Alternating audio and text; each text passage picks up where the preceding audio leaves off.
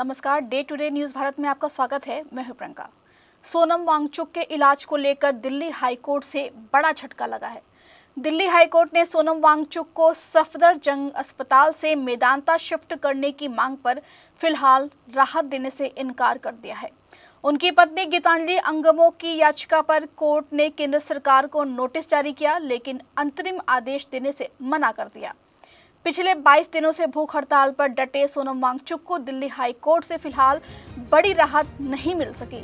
अदालत ने उन्हें तत्काल सफदरजंग अस्पताल से गुरुग्राम के मेदांता अस्पताल में शिफ्ट करने के आदेश देने से इनकार कर दिया। कोर्ट ने उनकी पत्नी गीतांजलि अंगमो की याचिका पर केंद्र सरकार को नोटिस जारी करते हुए जवाब मांगा, लेकिन अंतरिम राहत देने से साफ इनकार कर दिया।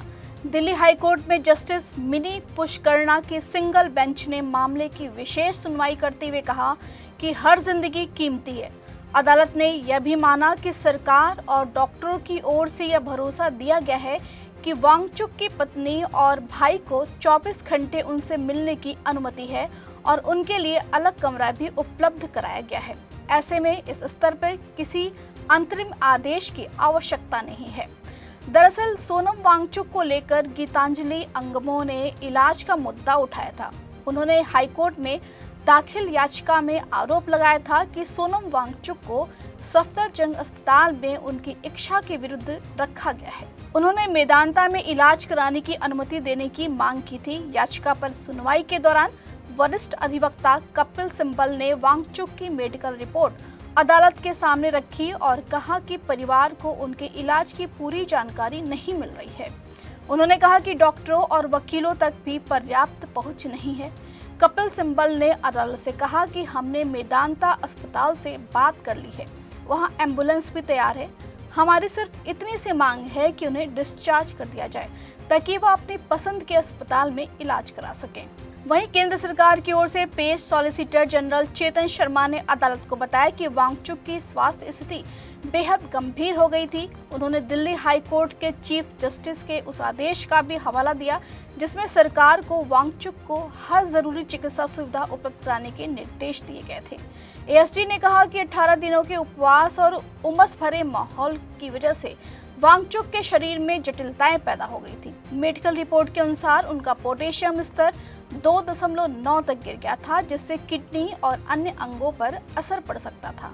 उन्होंने बताया कि शुरुआत में वांगचुक ने नर्स के जरिए दवा लेने से इनकार किया था, लेकिन बाद में उन्होंने सहमति दे दी। अदालत के सवाल पर सरकार ने स्पष्ट किया कि पूरा इलाज उनकी सहमति से ही किया जा रहा है। सुनवाई के दौरान हाईकोर्ट ने सरकार से पूछा कि क्या वास्तव में ऐसी परिस्थितियां थीं जिनके कारण वांगचुक को अस्पताल ले जाना जरूरी हो गया था।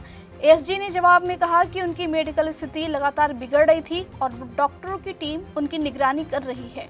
सरकार ने अदालत को ताज़ा मेडिकल रिपोर्ट भी सौंपी। कोर्ट ने यह भी पूछा कि क्या मरीज के साथ रहने वाले परिजनों के लिए पर्याप्त व्यवस्था की गई है। सरकार ने बताया कि पत्नी और भाई को अस्पताल में अलग कमरा उपलब्ध कराया गया है और वे बिना किसी रोक टोक के वांगचुक से मिल सकते हैं। इस पर अधिवक्ता कपिल सिब्बल ने अदालत में सवाल उठाया कि आखिर किस आधार पर वांगचुक को अस्पताल लाया गया और वहां रखा गया। इस पर हाईकोर्ट ने कहा कि मामले को व्यापक परिप्रेक्ष्य में देखने की जरूरत है। अदालत ने स्पष्ट किया कि सोनम वांगचुक हिरासत में नहीं है और उनके परिवार को उनसे मिलने की पूरी अनुमति दी गई है। सरकार ने भी भरोसा दिलाया कि वांगचुक की सुरक्षा और स्वास्थ्य की पूरी जिम्मेदारी प्रशासन की है और उनके इलाज में किसी तरह की लापरवाही नहीं बरती जाएगी। दोनों पक्षों की दलीलें सुनने के बाद दिल्ली हाई कोर्ट ने सोनम वांगचुक को मेदांता अस्पताल भेजने का कोई अंतरिम आदेश देने से इनकार कर दिया है। इस खबर पर आपको कोई प्रतिक्रिया देनी है तो आप हमारे कमेंट बॉक्स सेक्शन में अपनी प्रतिक्रिया दे सकते हैं। यहाँ कंस्ट्रक्शन में हम क्वालिटी से नहीं खेलते हैं। यहाँ पे कंस्ट्रक्शन फील्ड से नहीं प्रिसीजन से हो रही है। तो genesis Heights project RERA approved है, एसबीआई अप्रूव्ड है, कंस्ट्रक्शन फुल स्विंग पे है। दैट मीन्स आपकी इन्वेस्टमेंट 100% सेफ है। तो चंडीगढ़ यहाँ से मात्र 4 मिनट, एयरपोर्ट 10 मिनट की दूरी पे, decathlon, D mart, KFC, McD, everything with in 2 minutes.